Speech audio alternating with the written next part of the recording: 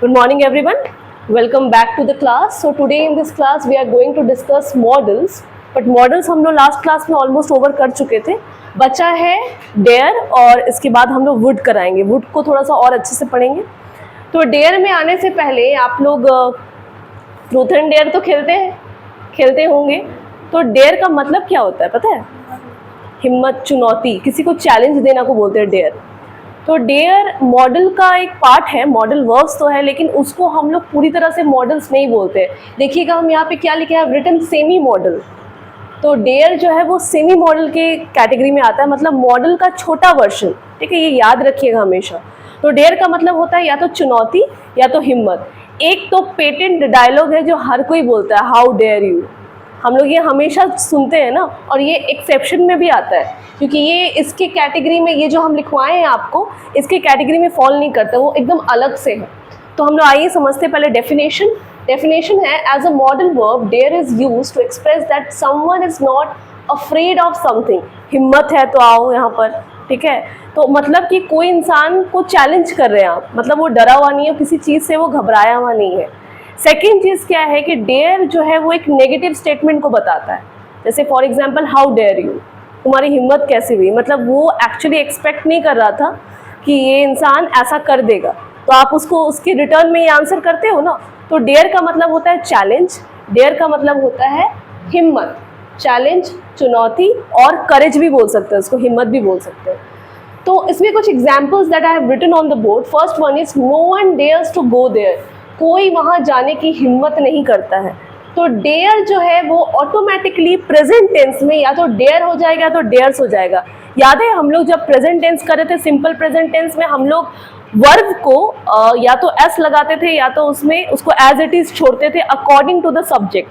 जैसे अगर ही, she, it है, कोई भी सिंगुलर प्रोनाउन है, वेरी गुड, तो उसमें हम लोग एस लगा देते. जैसे ही है तो he goes to the market. He go to the market नहीं होता क्योंकि ही जो है वो सिंगुलर प्रोनाउन है, third person singular number. Same जैसे अगर बॉय अगर करे तो boy goes to the market, the boy goes to the market. लेकिन अगर बोले बॉयज तो boys go to the market क्योंकि वो प्लूरल प्रोनाउन हो गया. तो वैसे ही डेयर भी काम करता है. डेयर भी एक तरह का वर्ब ही है, इसको क्रिया ही मान लीजिए. अभी जितना आप लोग पढ़े ना पहले भी, जैसे मे पढ़े आप, माइट पढ़े आप, शुड पढ़े आप, विल पढ़े आप, ये सारे ही वर्ब है. ऐसा ज़रूरी नहीं है कि वर्ब जो मेन वर्ब होता है जैसे बैठना, उठना, खाना पीना, ये ही होता है. ये सब भी वर्ब के कैटेगरी में फॉल करते हैं, बट ये सब इनको मॉडल वर्ब्स बोलते हैं. मॉडल वर्ब्स का मतलब क्या होता है? मॉडल वर्ब्स का मतलब होता है कि जब कोई इंसान मॉडलिटी एक्सप्रेस करे, जैसे कि किसी अपनी ज़रूरत के बारे में बात करे, किसी को एडवाइस करे, ठीक है, और किसी, हाँ एग्जैक्टली, हाँ, किसी से परमिशन मांगे, किसी को परमिशन दे. तो बहुत सारा अलग अलग केसेस हम आपको ऑलरेडी बता चुके हैं. तो डेयर का केस बेसिकली क्या है, जब भी हम हिम्मत का बात करते हैं, करेज का बात करते हैं, तो डेयर का हम बहुत ज़्यादा इस्तेमाल करते हैं सेंटेंस में. अब इसको हम लोग बनाते हैं दो तरीके से, एक प्रेजेंट से और एक पास्ट से. तो सबसे पहला प्रेजेंट में हम लोग आ जाते हैं. डेयर इन प्रेजेंट टेंस, जैसे नीड का चला था, एकदम सेम वैसा ही है. तो सबसे पहले इसका अफर्मेटिव रूल पढ़ लेते हैं. अफर्मेटिव में आपको क्या करना है, सबसे पहले you have to write subject. Subject के अकॉर्डिंग आप डेयर लिखोगे और एस या ई, जो एस लगाओगे या तो डेयर को एज इट इज छोड़ दोगे. फिर आप लगाओगे टू, फिर आप लगाओगे V1. हमेशा याद रखना, कुछ केसेस को छोड़कर टू के बाद हमेशा V1 आता है, वर्ब का फर्स्ट फॉर्म. उसके बाद आप ऑब्जेक्ट लगाओगे, फिर आप अदर वर्ड लगाओगे, देन फुल स्टॉप. जैसे एग्जाम्पल है, वह वहाँ जाने की हिम्मत करता है. ठीक है, तो यहाँ पे होगा ही डेयर्स टू गो देयर. अब यहाँ पे एस हम इसलिए लगाए कि ही जो है वो थर्ड पर्सन सिंगुलर नंबर है.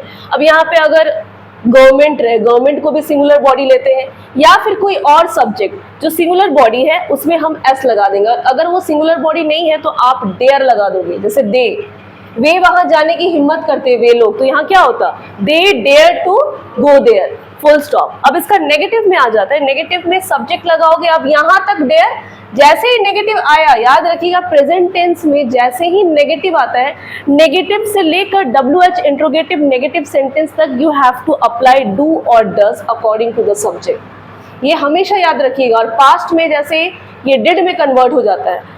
सब्जेक्ट लगाओगे, डू डज लगाओगे अकॉर्डिंग टू द सब्जेक्ट, फिर आप नॉट लगाओगे, आप डजेंट भी लिख सकते हो, डोंट भी लिख सकते हो इन कॉन्ट्रैक्शन, फिर आप देयर लगाओगे। हाँ, यहां से आपको एक चीज, एक रूल अपनाना है, यहां से डेयर में ना एस लगेगा ना यस लगेगा, यहां से डेयर एज इट इज रहेगा। यहाँ पे आपको जो एक्सपेरिमेंट करना आप करिए, यहाँ पे वो ऐसे ही रहेगा, डेयर्स होगा ही नहीं, यहां से लेकर वहां तक। डेयर लगाइए, टू लगाइए, V1 लगाइए, ऑब्जेक्ट लगाइए, अदर वर्ड। वह वहां जाने की हिम्मत नहीं करता है, he doesn't dare to go there. अब यहाँ पे डजंट भी लिख सकते हैं, डज नॉट से ज्यादा अच्छा रहेगा डजंट। फिर आते हम लोग इंट्रोगेटिव सेंटेंस में, डू डज क्या पहले रहता है सेंटेंस में, डू डज पहले लगाओगे अकॉर्डिंग टू द सब्जेक्ट, फिर सब्जेक्ट लिखोगे, फिर डेयर लिखोगे, फिर टू लिखोगे, V1 object and other word. Again यहाँ पे डेयर एज इट इज रहेगा, उसमें एस नहीं जोड़ना है आपको।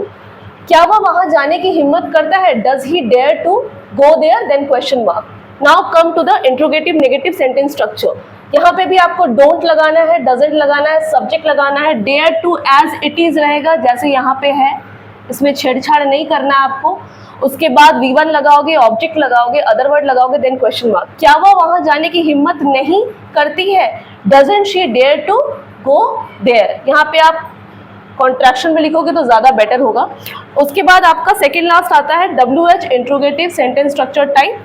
WH लिखोगे, डू डज लिखोगे according to the subject, then dare लगाओगे, टू लगाओगे, V1 लगाओगे, ऑब्जेक्ट लगाओगे, देन अदर वर्ड। एग्जाम्पल है, वह वहां जाने की हिम्मत कैसे करती है, तो how does she dare to go there, question mark. अब नेक्स्ट आ जाते हैं लास्ट जो है WH interrogative negative sentence structure type. उसमें आपको WH लगाना है, डजंट, डोंट लगाना है according to the subject, then you have to put subject, then there, then to, then V1, then object and other word, then question mark is very important. Now understand the example. Example है, वो वहां जाने की हिम्मत क्यों नहीं करता है, तो why doesn't he dare to go there। ये हुआ पूरा प्रेजेंट टेंस। अब हम लोग आ जाते हैं पास्ट में। पास्ट का आप लोग ही बना लीजिएगा।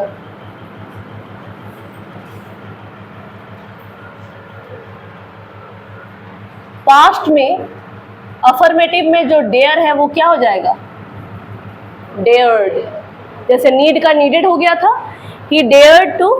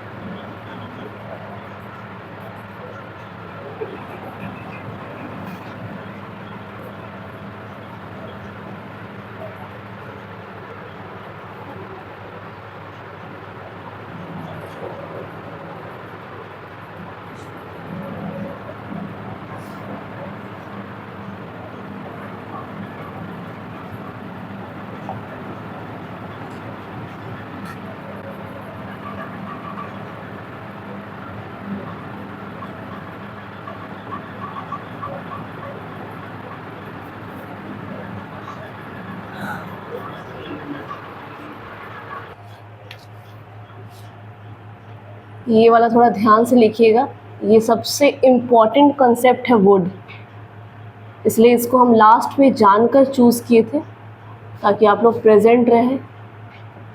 2 जन प्रेजेंट नहीं है। इसको ना हम देखते हैं बच्चों में एक प्रॉब्लम होता है, इसका ना उच्चारण गलत करते हैं। ये वुड नहीं है, ये वुड है, ठीक है, ये वुड है। वुड वो वाला होता है लकड़ी, ठीक है, तो ये वुड है। वुड, व में ऊ की मात्रा ड, वुड। ये सबसे बड़ा कंसेप्ट है।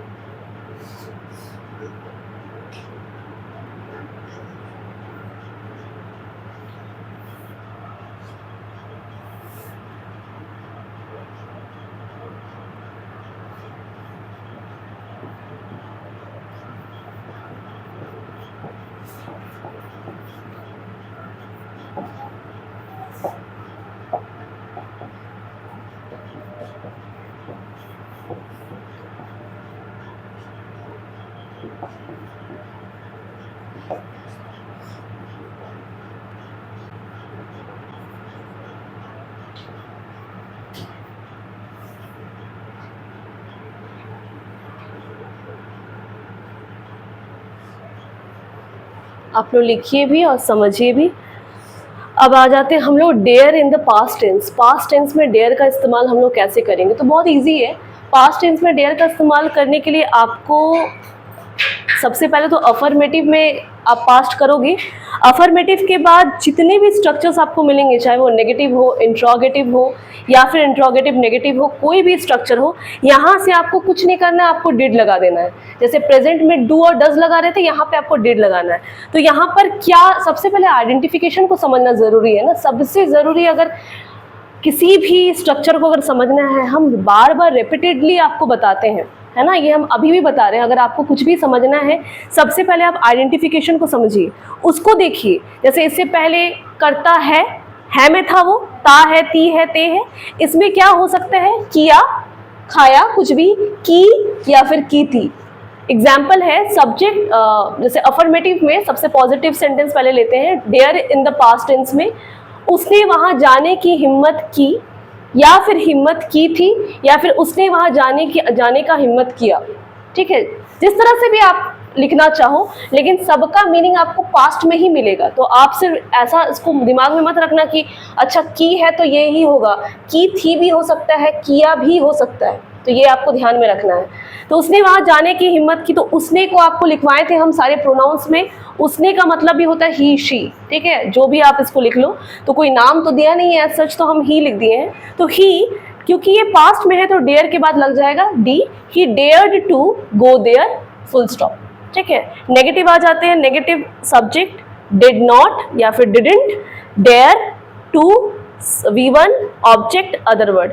यहाँ भी अगेन आपको, यहाँ जैसे ही आप आए पास प्रेजेंट टेंस के जैसा, यहाँ से आपको डेयर टू में कोई छेड़छाड़ नहीं करना है, कुछ एक्सपेरिमेंट नहीं करना है। डेयर टू को एज इट इज लिखना है, बस डिड आपका अपने आप जुड़ जाएगा। एग्जाम्पल है, उसने वहां जाने की हिम्मत नहीं की, he didn't dare to go there, he did not dare to go there. Next हम लोग आ जाते हैं इंट्रोगेटिव नेगेटिव में, इंट्रोगेटिव सेंटेंस में। उसमें आपको स्ट्रक्चर में ऐसा लिखना है, डिड लगाओगे क्योंकि क्या करके बनता है, did subject dare to V1 object other word then question mark. क्या उसने वहां जाने की हिम्मत की, did he dare to go there, question mark. Next है आपका इंट्रोगेटिव नेगेटिव सेंटेंस। उसमें आपको डिडंट पहले लगा देना है, सब्जेक्ट फिर dare to as it is रहेगा, V1 लगाओगे फिर object then other word then question mark. Example है, क्या उसने वहां जाने की हिम्मत नहीं की, देन क्वेश्चन मार्क। नहीं की थी भी हो सकता है, नहीं किया भी हो सकता है। Didn't she dare to go there और didn't he dare to go there, then question mark at the end. Fifth आपका है WH इंट्रोगेटिव सेंटेंस में। इंट्रोगेटिव सेंटेंस में WH पहले आ जाएगा, फिर डिड लगाओगे, फिर सब्जेक्ट, फिर डेयर, फिर टू, फिर V1, फिर object, then other word, then question mark. Example है, उसने वहां जाने की हिम्मत कैसे की, तो how did she dare to go there, question mark. Last है WH interrogative negative sentence. WH लगाओगे, डिडंट लगाओगे, सब्जेक्ट लगाओगे, डेयर लगाओगे, फिर टू, फिर V1, फिर ऑब्जेक्ट, फिर other word, then question mark. Example है, उसने वहां जाने की हिम्मत क्यों नहीं की, तो why didn't he dare to go there, then question mark. तो आपको डिड का प्रेजेंट और पास्ट में कोई कंफ्यूजन। अब हम लोग आ जाते हैं, शिफ्ट करते हैं वुड में।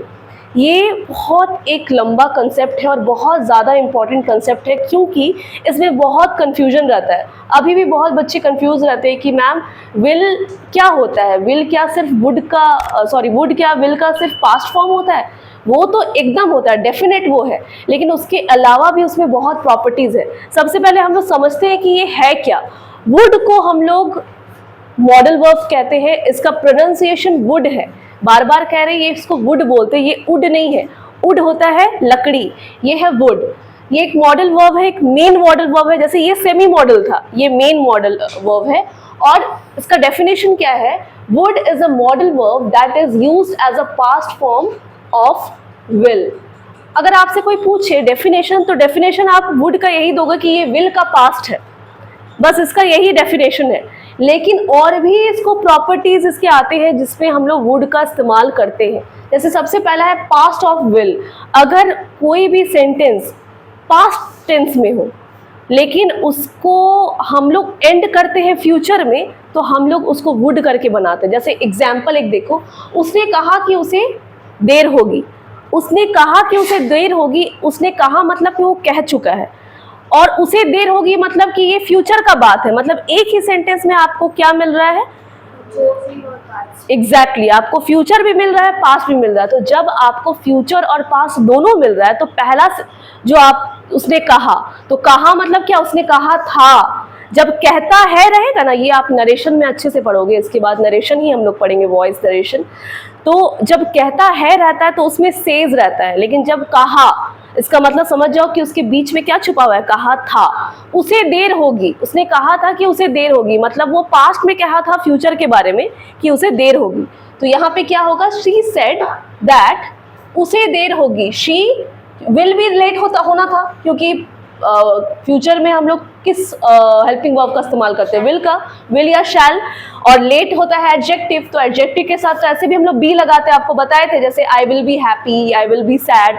तो वैसे ही शी वुड बी लेट, या तो आप ये लिख सकते, ये होता शी विल बी लेट, लेकिन क्योंकि मैंने आपको बताया कि ये पास्ट में आपको बनाना है, तो विल का पास्ट क्या होता है, वुड, इसलिए यहाँ लग गया she would be late, she would get late. आप दोनों ही सेंटेंस बना सकते हो, ठीक है। तो दोनों ही सेंटेंस से आप, मतलब कि एक सेंटेंस में क्या होता है, आपको पास्ट भी रहना चाहिए और आपका फ्यूचर भी रहना चाहिए। और पास्ट ऐसे बताना है आपको कि वो फ्यूचर के बारे में भी कुछ बता रहा हो। तो ये फ्यूचर के बारे में बता रहा था, उसने पहले ही कहा था कि उसे देर होगी, होगी गागेगी तो ऑटोमेटिकली फ्यूचर है, तो विल का क्या होगा, पास्ट, वुड। तो यहाँ पे हम लोग सबसे पहला इसका प्रॉपर्टी है पास्ट ऑफ विल, मतलब कि विल के पास्ट के लिए हम लोग लगाते हैं। सेकंड हम लोग लगाते हैं हैबिचुअल पास्ट बिहेवियर। आप लोग को हम सिंपल प्रेजेंट टेंस में एक प्रॉपर्टी बताए थे सिंपल प्रेजेंट टेंस का, जिसमें हम बताए थे कि सिंपल प्रेजेंट टेंस जनरली हमारी आदतों को बताता है। मैं रोज स्कूल जाता हूँ, मैं ये खाता हूँ, ये आपके हैबिट को बता रहा है ना, ये आपके हैबिट को एक्सप्लोर करवाता है। तो यहाँ पे भी हैबिट को जब हम कोई हैबिट बताते हैं but in the past tense, तब हम लोग एक बोलते हैं किया करता था, जाया करता था, खाया करता था, उसको हम लोग जनरली यूज टू करके बनाते हैं, लेकिन आप वुड भी करके बना सकते हैं। तो एग्जाम्पल है, जब मैं दिल्ली में थी, पास्ट है, मैं अक्सर वहां जाया करती थी, जाया करती थी, इसको अंडरलाइन कीजिएगा। सेंटेंस एंड जिससे भी हो रहा है, जैसे होगा, होगी, उसको प्लीज आप अंडरलाइन कर लीजिएगा। This is my request to all of you, क्योंकि इसी से आप सेंटेंस को समझिएगा कि सेंटेंस कैसे बन रहा है। तो जाया करती थी, खाया करती थी, इसका मतलब क्या है, कोई काम आप पास्ट में किया करते थे, that is your behaviour, that was your behaviour और that was your habit in your day to day life. लेकिन अब ये हैबिट में भी नहीं है। तो ये लड़की बता रही है, लड़का बता रहा है, उसने एक स्टेटमेंट दिया है कि जब मैं दिल्ली में था, when I was in Delhi, तो मैं वहां जाया करता था, तो I would go often, go there. Often मतलब होता है अक्सर, प्रायः। जब मैं दिल्ली में थी, when I was in Delhi, I would often go there, मैं अक्सर वहां जाया करती थी। देयर हुआ आपका एडवर्ब, ऑफन, ऑल्सो, ऑलवेज, ये सब भी एडवर्ब है जिसको हम लोग हेल्पिंग वर्ब के बाद में ही लगा देते हैं। कुछ हेल्पिंग वर्ब, कुछ ऐसे एडवर्ब होते हैं जो लास्ट में लगते हैं, जैसे टुमारो, टुडे, और कुछ ऐसे एडवर्ब है जो बीच में लगते हैं, जैसे ऑलवेज, ऑल्सो। आप कभी नहीं लिखिएगा कि ऑल्सो लास्ट में लगाया है। ऑल्सो के लिए एक वर्ड आता है ईदर, तो आप ईदर को लास्ट में लगा लो, लेकिन ऑल्सो आप कभी भी लास्ट में नहीं लगाते हो। कुछ लोग लगा देते हैं, लेकिन वो सेंटेंस को इनएप्रोप्रिएट बना देता है। तो ये आपको ध्यान है। ये दो लिख लिया, आप समझ में आया। अब आते हैं नेक्स्ट। ये बहुत बड़ा कंसेप्ट है, I don't know if I able to complete it today, but I try my best.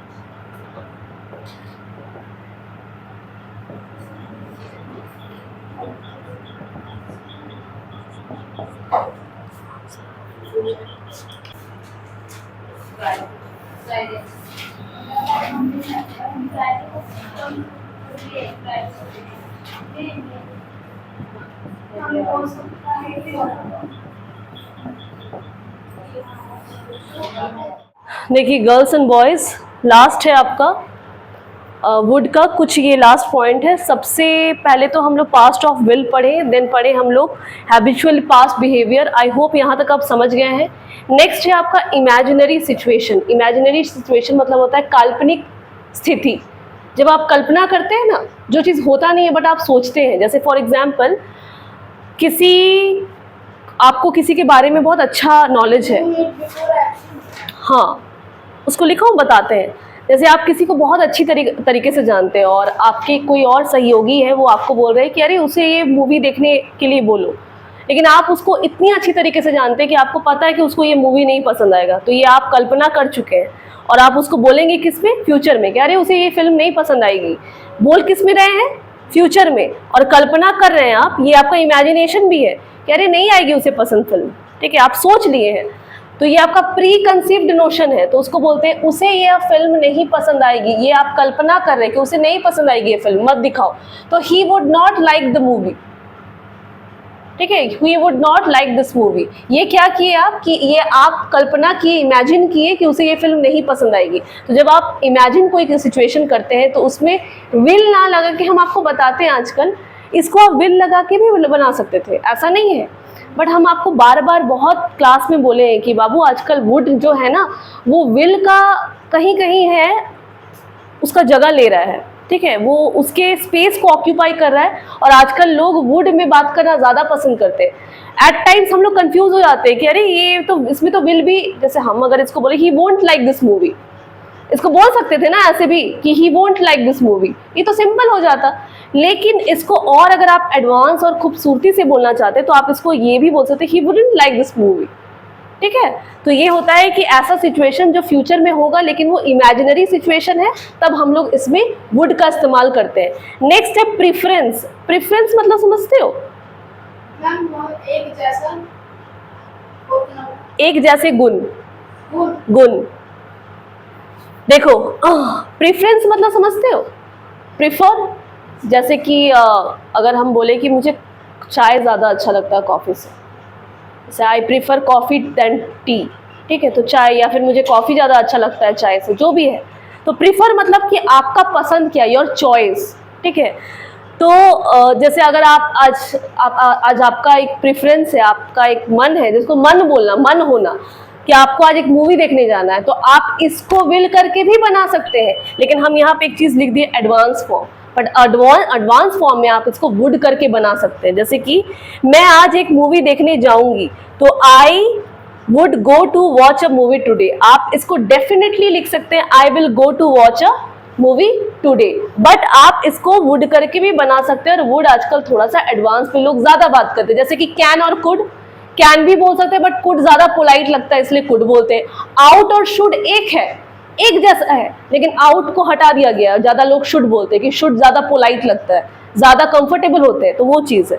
अब है पोलाइट रिक्वेस्ट। पोलाइट रिक्वेस्ट हम आपको बार बार बताए थे ना, क्लास में भी बताए थे, एक आइडेंटिफिकेशन है, चाहूंगा, चाहूंगी, चाहोगी, चाहोगे, चाहेंगे, ठीक है। ये पूरा आइडेंटिफिकेशन वुड को डेडिकेट होता है, वुड के लिए ही है। जैसे जब हम लोग कहीं पे भी जाते हैं, रेस्टोरेंट का हम example, I have given you so many examples of a restaurant.